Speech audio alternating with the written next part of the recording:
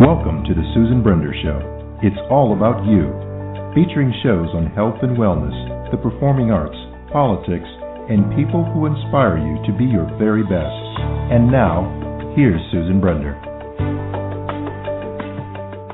My guest today is Sandra Rupp. She's been a guest on my show before, and she's told us so many things that are so really interesting. And I'm so excited to have her on again. And let me tell you a little bit about her. She's a top career coach. She was placed on the Thinkers50 Radar list for the world's top business thinkers. She rose to managing director in the executive search industry and is now an executive coach who helps people on career navigation in the 21st century. I want to welcome to my show Sandra Rupp. Thank you, Susan. I'm delighted to be here again with you. You know, Sandra, let's start off with some of the things we talked about before. First of all, I want people to really understand what a career coach does. And when you tell me about that, I want to know the niche that you're in, because there are all kinds of executive coaches out there. Right. So I help people navigate a variety of things. I work as an executive coach to people that are at companies who may need coaching on things like leadership, executive presence, communication. I also coach people who are going through a career transition. So I have a lot of expertise working with people who may have worked in the corporate world and are looking to either find another job in the corporate world or possibly even start their own business. So I have been working with people that are looking at entrepreneurship as a potential career, whether they've done that before or not, and even people later in life who may be looking to make some major changes. In the career space, you know, people are now looking at a lot of different options. So I coach people through that process. I can do it virtually, either by telephone or video call, as well as in person. Mm-hmm. And I've recently launched my first video on demand on Amazon called Career Navigation 7 Steps for Success, and I'm really excited about that. So anyone who's interested in working with me, I encourage you to take a look at the video on demand first. Mm-hmm. Now, Sandra, okay, so this leads me to the most important question that I think is the things that people want to know, and that is, now that Trump has won the election, is it going to make a difference in ways that people hire? Because he wants to build a wall, and he wants to keep jobs in America. So will he have a good influence on that? People want to find new jobs. They want to have jobs. They want to make some money. So my question to you, Sandra, is what do you think of the way Trump's situation with regard to entrepreneurs, businesses, is going to have an impact on people? Well, one of the things I really like about President-elect Trump is that he has been an entrepreneur himself, and he's built businesses in a variety of industries. You know, he was a real estate magnate, has worked in the casino business. He's had all kinds of hotels. He got into the media business through The Apprentice. He's done a lot of different things. He has a lot of innovation, which I really like in terms of his leadership style, and he's very focused on job creation. So he's, you know, not even president yet. He will be soon. And he's already impacting some companies here in the United States to keep jobs in the U.S. We've seen that with Apple coming out and saying that they may manufacture more phones here, iPhones here in the U.S.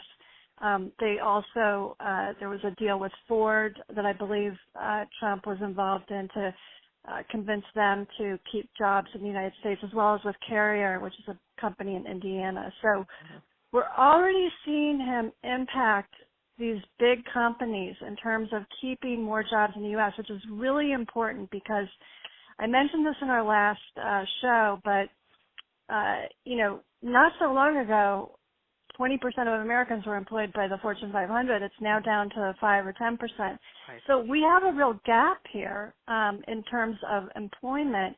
And a lot of people, you know, you look at the unemployment statistic, which a lot of us think is not really measuring the proper unemployment rate anymore, because so many people have dropped out of the workforce, or they may be working part-time, not full-time. or they may have started a business but don't have a lot of income. So there are a lot of people out there struggling. Yes. I think, a lot of us feel that when we talk to friends and family. Mm-hmm. And so it's really important to get new companies invested in, as well as work with the corporations to keep some jobs here, because they had farmed a lot of jobs overseas. Mm-hmm. But you can't leave your countrymen and countrywomen behind. So it's really important to get more jobs created here in the U.S. And I think entrepreneurship is really important. I also think investing in women entrepreneurs, I think that's the largest economic opportunity here in the U.S. and worldwide. Yeah. And so I'm very focused on communicating about that. Well, I think that's really important when you talk about women in the job arena. There used to be a big ceiling, a huge ceiling between men and women. How is that affecting now that women they're doing almost everything? They're becoming more lawyers are women, more doctors are women. So if you had a little advice for women who are trying to get into the business side of things, what would you say to them? Well, I have a lot of advice for them, having worked in business myself for so many years and worked at the highest levels of executive search and seen a lot. And, the one good thing is that women have so many talents, and they are now running major corporations, whether it be, IBM or Hewlett-Packard or GM. We have major CEOs of major corporations who are women now. As well as heads of all kinds of organizations. But what I believe is that we still have a ways to go. And there are two areas I'm very focused on. One is getting more women on executive row, which is reporting into the CEO of a corporation. Because there, I think we need to understand the differences between male and female leadership styles. Not everyone's the same. Some people have a more feminine leadership style, some masculine. It's not even gender specific. Mm-hmm. But we need to be more diverse in our thinking about who's going to go on to executive row, who's going on the boards of corporations. We need a lot more women on boards. So that's something that I've spoken about in the past as well, and have talked to the National Association of Corporate Directors about the need for that. The other key area, which is so important right now, is we need angel investors and venture capital firms, including in Silicon Valley, to invest in female founders, because it's such a small percentage of the money that's going to women right now. So we still have a ways to go in those areas. Well, let me stop you for a second, and this is a very important thing. You were talking about angels. First of all, I would like you to define what an angel is and what it does, and also I'm very interested in knowing why a few years ago, and I'm talking about 10 years ago perhaps, and that is that there were a lot of angels around, and money was coming into technology like crazy. People were opening up companies, startups, all kinds of things, and it seems to have changed. There don't seem to be a lot of angels out there. Am I wrong or am I correct? Well, it depends, okay? So the angel investors have started to, they're more predominant in the tech sector, so they're looking for these high-ticket, high-growth businesses, especially on the VC side of things. But angel investor can mean a lot of different things. It can also mean friends and family who, help you get your business funded in the early stages. There are websites like angel.co where you can actually post your profile of your company, and I've done that. You can go on to angel.co, post your company, and try and get funding that way. But the challenge is that, and I've seen this on angel.co as well, is that a lot of times they're looking for tech-oriented businesses, and I would say to the angel investors out there, you've got to invest not just in the math and science majors, but also the humanity and history majors, because there are so many wonderful women-owned businesses that are one-person companies. In fact, the last time I looked at the American Express Small Business Report, now granted this was a few years ago, but it said, I was startled, it said 90% of female founders in the U.S. remain one-person companies. To me, that was shocking. That really needs to change. So I've had some interesting videos on my YouTube channel about this, but I've really wanted to create more financial mechanisms, especially for the ladies, because they need to get their businesses funded. Now, one thing that some people are turning to is crowdfunding. We've actually, from our side, and I'm talking about my story myself, have participated in something like that, and we're actually doing something else that I'll tell the audience about and tell you about in a little while. But tell our audience, again, define crowdsourcing and give them an idea how they get started with that kind of way of raising money. Well, you can do some homework on the internet, look up crowdfunding, but there are specific sites where you can go online and you can actually post an idea that you have or a business, or it could even be a creative project. Like I've seen people post a film that they're going to make, and then they want to get funded for that, whatever that idea is, creative idea or business, and then they post it on these sites, and you can look them up.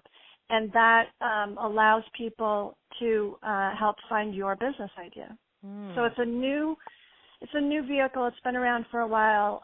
It helps if it doesn't even have to be a whole company or business. It could just be a project that you need funded. And that requires some creativity in terms of how you present it to people and how you market it to get word out there. But these sites are starting to help people get funded in very creative ways. Yeah. Now let's go back to Trump. So now that Trump is going to be president, and he has said to our country, he said, listen, I want to keep jobs in this country. I want to make this country great. If you had a way to let him know that there are ways to do that, just define, give me like 3 different things that you would tell him, things that you find very important to encourage people to get involved in entrepreneurship, startup companies, and many more things. So give me the 3 things you'd tell Mr. Trump. Well, I do believe that, and he would believe this too, that we need to have more manufacturing jobs here in the U.S., and that's something that we got away from. We need to definitely have a variety of different types of companies, and we need to have manufacturing jobs here to employ a lot of people. Second of all, I think that we could create jobs through rebuilding some of our infrastructure. If you take a look at some big cities, there's a real need for improving airports, bridges, tunnels, what have you, and that's historically been a way to create more jobs. And in addition, on the entrepreneur piece, which is so important, I really think that's going to have to be a primary focus, because what we want to do is we don't want to just fund those high-ticket, high-growth businesses that are going to become like a big Silicon Valley type company. We want to fund, again, the smaller entrepreneurs who may be solopreneurs, one-person companies, and we want to get them from one-person companies to 100-person companies. Okay, that's creating 99 jobs. If you see all of the amazing men and women out there who are solopreneurs with great concepts, are running their business on cash flow, if we gave a small amount of money to all of these amazing people, and by the way, many of them have the best business experience in the world, the best educations money can buy.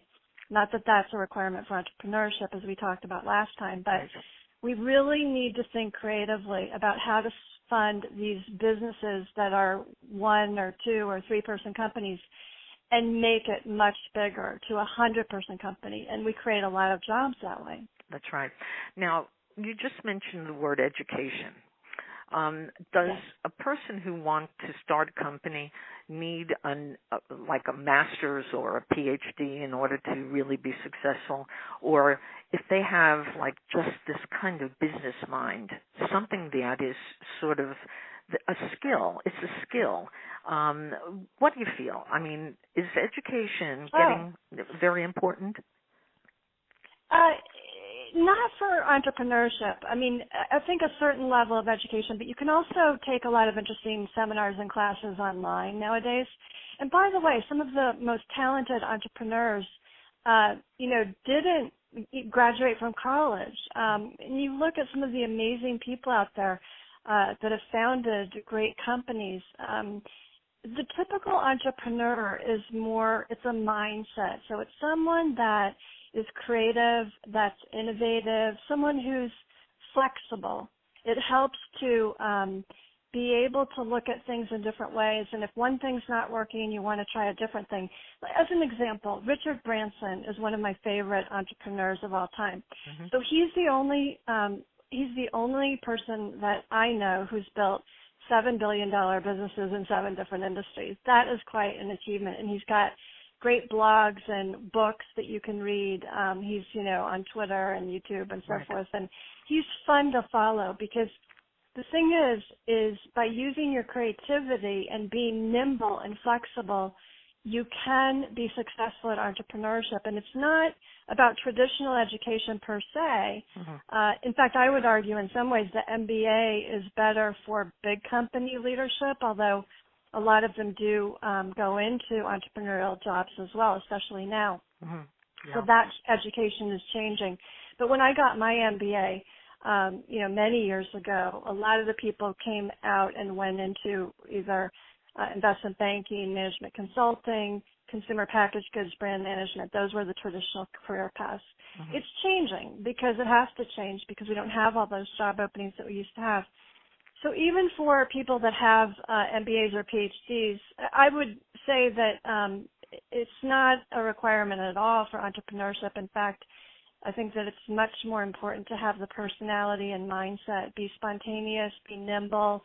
I also say to people who are building a business, don't just focus on one line of revenue. Mm-hmm. Try and do 3 things. Okay, if one thing isn't working, you need to try something new. And Richard Branson's really good at that. Yeah.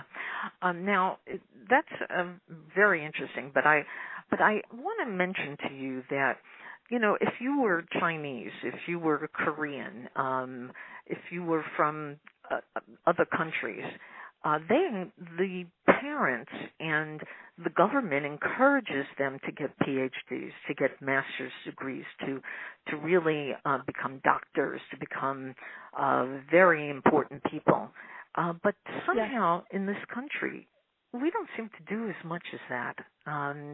What is it about the fact that our parents and our government and our schools, and that's the key, do not encourage people to do many things like, again, get their PhDs?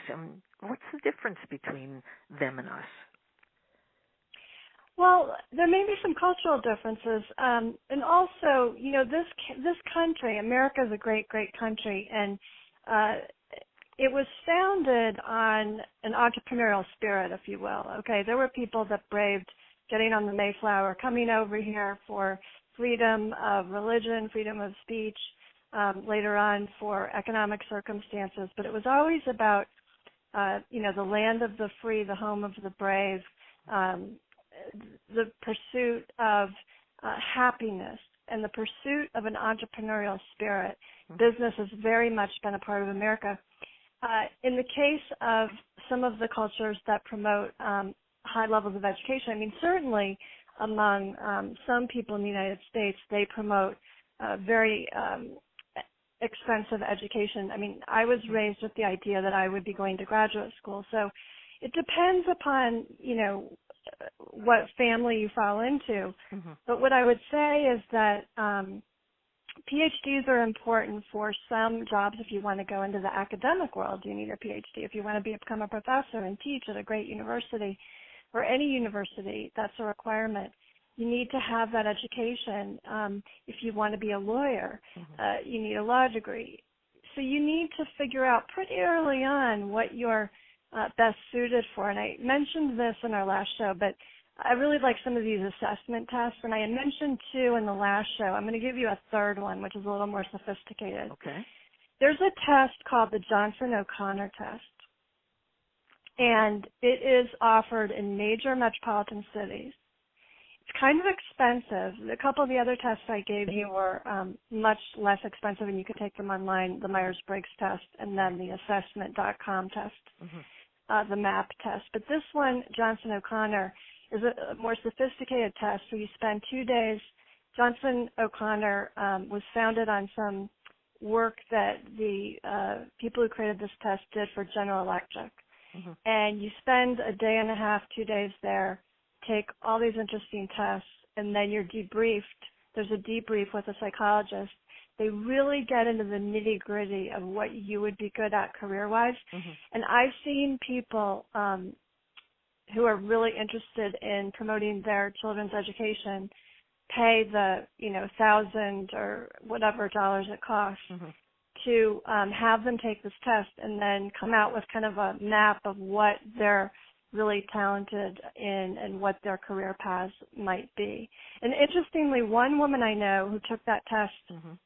years ago out of college was told that she would be really good in real estate because she had a very extroverted sales personality, mm-hmm. and she ended up becoming one of the most successful real estate brokers in a major city. Really? That's very fascinating. Well, interestingly enough, I think that our government today is they're spending tremendous amounts of money on foreign aid and they're very worried about the problems that are in the Middle East and places of that nature. And so my question to you again is, if you had your choice of sitting down with somebody in the government, would it be Trump or would it be somebody from the Senate or somebody from the legislature who have an impact on monies that are given out, such as grants from government? Who would you want to sit down with, and what would you want to tell him or her? Well, or her, yeah. You know who I would like to sit down with? I would like to sit down with President Trump, Bill Gates, and Warren Buffett. Okay, mm-hmm. Those would be my three. I just want to say, Sandra, you're reaching to the top. I'm glad you're doing that. But one thing you'll learn about me, Susan, if you spend a little time with me, is I always reach for the top. So when I went to business school, we were told go where the power is. Okay, that was one of the things I took away from a top MBA school education. So if you want to make things happen, you have to sometimes be brave enough to start at the top. And so whether, you get the audience or not with Warren Buffett and Bill Gates, I've actually, I entered a Gates Foundation contest, a video contest through Cannes Lions, which is an international advertising festival that happens every year. A lot of the advertising agencies and marketing firms go. It's in the south of France. Mm-hmm. So there was a Gates Foundation contest, and I put together an idea on how to help eliminate extreme poverty. But the idea is getting back to your original question, mm-hmm. what I would say to people like Warren Buffett and Bill Gates, who are getting half of the billionaires' money through the Gates Foundation pledge, we have all these billionaires who've made more money than they need by far. Mm-hmm. And they're now being asked to donate it to the Gates Foundation. Well, the Gates Foundation, by getting all this money, half of the money from the billionaires, is very powerful in terms of policy making, what decisions are made. Mm-hmm. Historically, they've focused on health issues and also things like eliminating, malaria, polio, HIV, things like that, the health issues. So my belief is if we're going to save all these lives, including internationally, mm-hmm. we need to give people something great to live for, okay? Sure. And I think that what Bill Gates and Warren Buffett need to focus on is funding these female entrepreneurs in the Western countries, mm-hmm. especially the United States, but also in Europe. Mm-hmm. And I believe that these women are the ones. This is like our Trump card, and this is what I would say to Donald Trump, and he loves women in leadership. He's always had a lot of women on his team. He's done well with Ivanka. He made his former wife, Ivana, the head of his hotel, Plaza Hotel and casino business. Mm-hmm. He's always been good to women. And I believe our Trump card in the United States right now is, again, investing in women entrepreneurs. Mm-hmm. And I believe that Bill Gates and Warren Buffett can play a very important role in this possibly through the Gates Foundation, creating some sort of mechanism, investment vehicle, to get many more women funded. This is so important. And it's not just women, it's men too. I have a lot of male clients, that I've worked with in the past, so I don't want to leave anyone out, but I just want to emphasize to everyone that we need to get more creative about funding these entrepreneurs and these one-person companies, okay? Yep. Because some people say, well, it's a lifestyle business. No, it's more than that. If it creates 99 jobs, okay, and you get a lot of those, it's a mass market strategy, it's going to be the future. We need to employ a lot more people, both here in the United States and also in the developing world. That's right. Well, today my guest has been top career coach Sandra Rupp. And again, I'm so delighted to have Sandra on my show because she gives you inspiration and so much hope for possibilities of working in jobs that you have passions for, and she understands how to get money to back these things up. So I want to say thank you so much, Sandra Rupp, for being on the Susan Brender Show. But before we leave, tell people again how they can get in touch with you, what you offer, and that sort of thing. Great. Thank you, Susan. I really enjoyed being with you today. My website is called www.parthenonadvisors.com. That's with an O-R-S, Parthenon, like the Parthenon in Greece, parthenonadvisors.com. And you can learn a lot more about my executive coaching, career coaching. I also have my DVD and video on demand now on Amazon. It's a great way to get to know me. You can visit sandrarupp.com for my social media links. You can find me on Twitter and YouTube and Google Plus and other social media. And I would love to, hear from you, keep in touch with you. And to all your viewers out there, I look forward to building a relationship with you. And feel free to email me with any questions. And I would love to hear from you. Well, that's terrific. Now, let me just tell you, and then we'll finish the show today. If you remember, I told you that I'm working on something, and I believe it's a very worthwhile project. And what we're trying to do is we're trying to teach disabled people and kids, too, how to do a podcast and how to stay vital, how to transform them in ways they can't even describe, because disabled people, there's a bias with them, and so we want to give them a chance to do something that they'll find very interesting. They'll wake up in the morning and they'll say, I'm going to do something that is great. So, wonderful. Yeah, so on Facebook, I want everybody to take a look at Razor Fund, and it's Razor Fund, and you'll see that we're trying to raise money for kids and adults and disabled people. So that's my little pitch today, too, Sandra. That's fantastic. I'm so excited to hear about that. That's a wonderful, wonderful idea. I think that's great. Well, thank you. And so anyway, just to repeat, my guest today was Sandra Rupp, and I hope that she's going to learn a lot in this next coming year so that she could give you more advice in the next show we do together.